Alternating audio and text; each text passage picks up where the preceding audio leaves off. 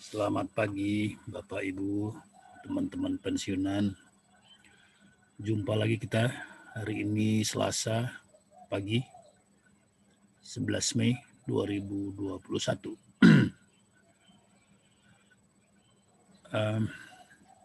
Kemarin hari Senin adalah hari yang menggembirakan bagi para penggemar Unilever dan yang juga sudah punya sahamnya, karena kemarin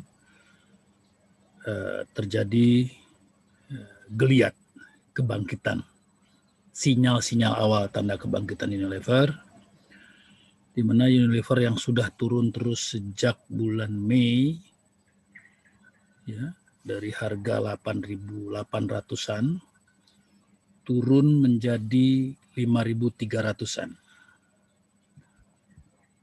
Jadi lebih dari 30% turun harganya, ya, 30% lebih dalam setahun. Tapi penurunan tajamnya dimulai di bulan September. Mei ini adalah harga tertinggi tahun lalu, dan September ini yang turun tajam dari harga 8.300 ke 5.300-an, ya. Jadi turun Rp3.000 dalam tempo 6 bulan, September ya, 8 bulan.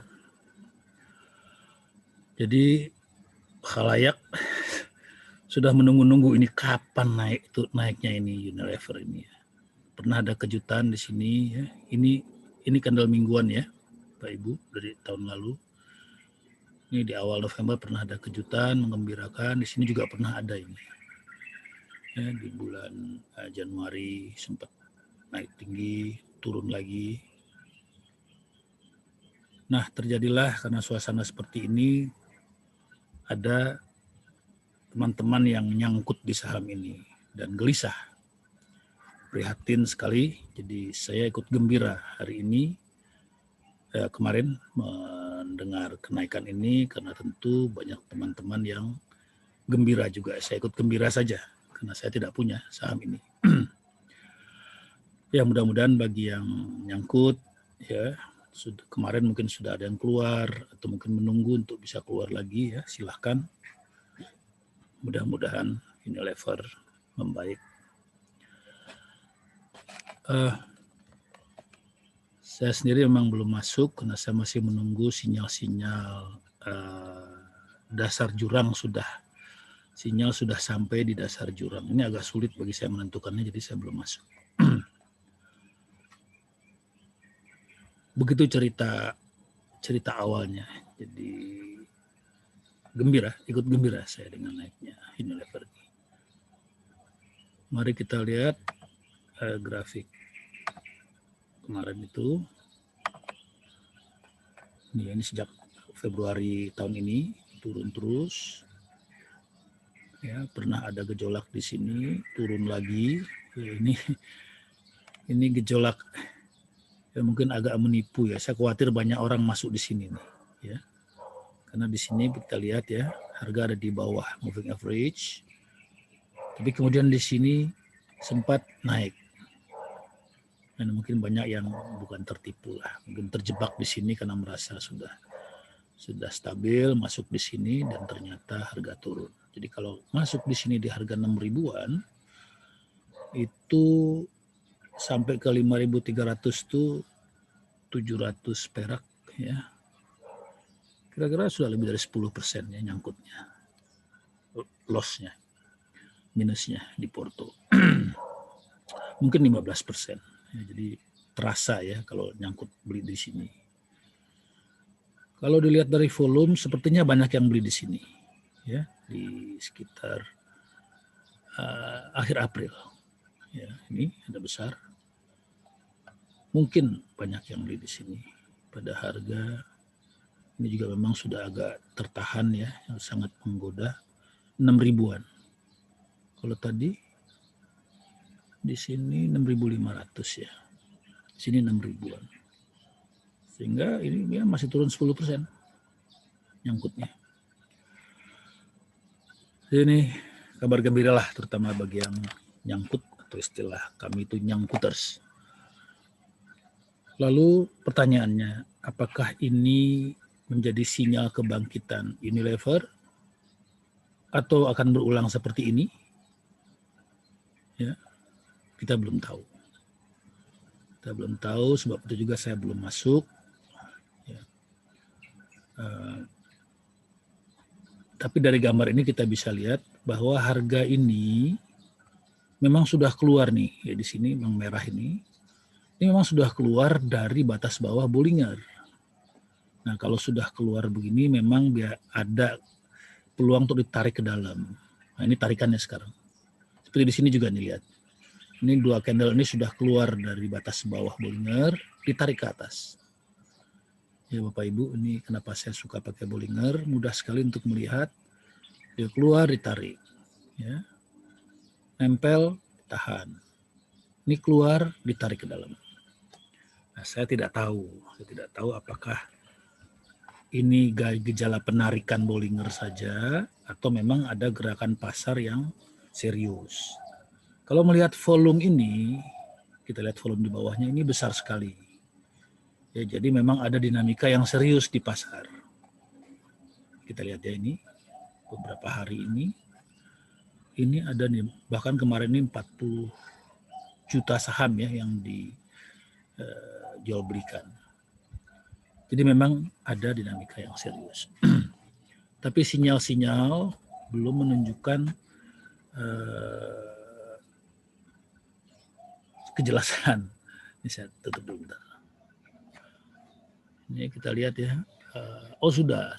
Jadi stokastik sudah memotong di bawah. Ini namanya golden cross, sudah golden cross. RSI juga sudah turun ke area batas di bawah, sudah memotong ke atas. MACD yang belum. MACD yang saya maksud belum memberikan tanda yang jelas. Masih baru belok aja. Saya biasanya nunggu MACD. Jadi, MACD kok MACD sih? MACD. MACD ini suka saya sebut MACD ya. MACD ini saya lebih suka menggunakan ini karena ya lebih pelan lah. Demikian. Jadi semoga ini menjadi titik balik dari Unilever. Karena itu saya ingin ajak Bapak Ibu melihat kinerja keuangannya, kinerja bisnisnya. Ini tadi gejolak harga di dalam bursa ya Bapak Ibu. Ini adalah gejolak harga di dalam bursa saham. Dalam bursa itu ada manuver-manuver ya. Belum tentu mewakili kinerja bisnisnya yang di luar bursa. Jadi belum tentu mewakili kinerja Unilever yang sebenarnya. Jadi itu perlu kita lihat. Apakah ini manuver di dalam bursa saja atau memang ada sesuatu di luar bursa. Ya, di dalam atau di luar itu bisa beda. Mari kita lihat. Saya sudah foto tadi supaya gampang dibaca. Kita screenshot dulu. Pertama kita akan lihat supaya gampang dan cepat itu penjualan dari tahun ke tahun. Ya. Ini revenue adalah penjualan. Ini dari tahun paling kanannya adalah tahun 2015 paling kanan ya. Jadi ini adalah 2015 36 triliun, 2016 40 triliun, 2017 41 triliun.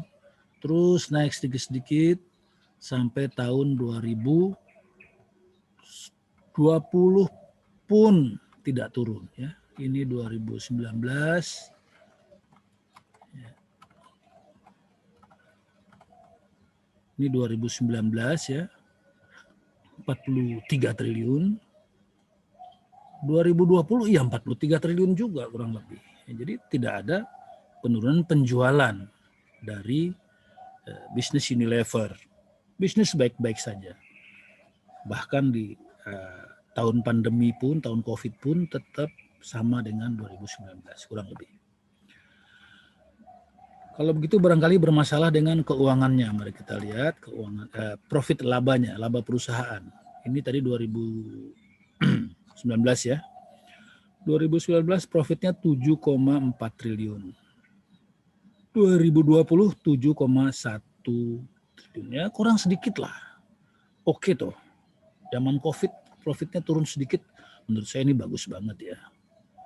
Ini tahan Covid ini bisnisnya. Memang sedikit turun dibanding tahun yang lalu lagi 18. Tapi saya kira ini bagus. Jadi kalau lihat dari penjualan dan laba, di luar bursa nggak ada masalah. Malah tahan Covid. Tapi di dalam bursa ada manuver-manuver. Nah inilah yang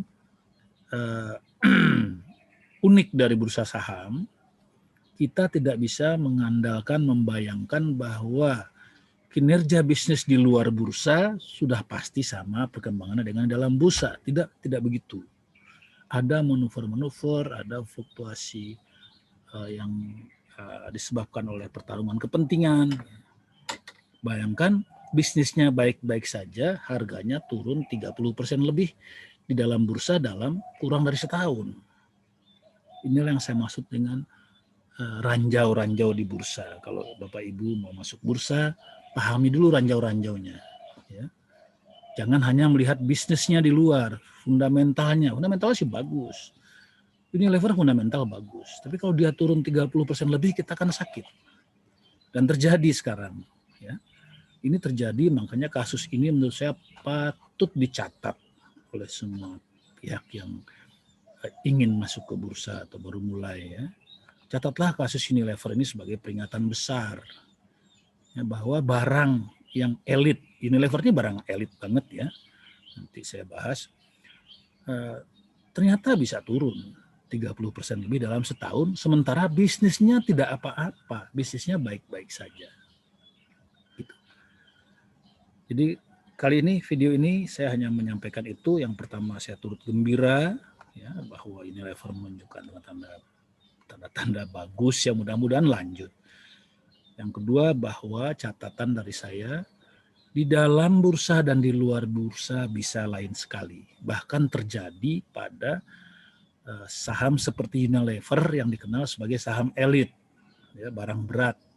Diperhatikan tidak hanya oleh Indonesia, tapi juga oleh dunia. Karena banyak sekali asing yang masuk ke Unilever. Mungkin sekarang porsi asing masih sekitar 50%-an. Ya, jadi ini bukan, kalau istilah saya ini, ya, blue sapphire lah. Ini bukan batu koral, bukan kaleng-kaleng. Tapi ini terjadi. Jadi ini ingin saya catat pada video kali ini. Lain di luar, lain di dalam. Terima kasih, selamat pagi Bapak Ibu. Sehat selalu, salam.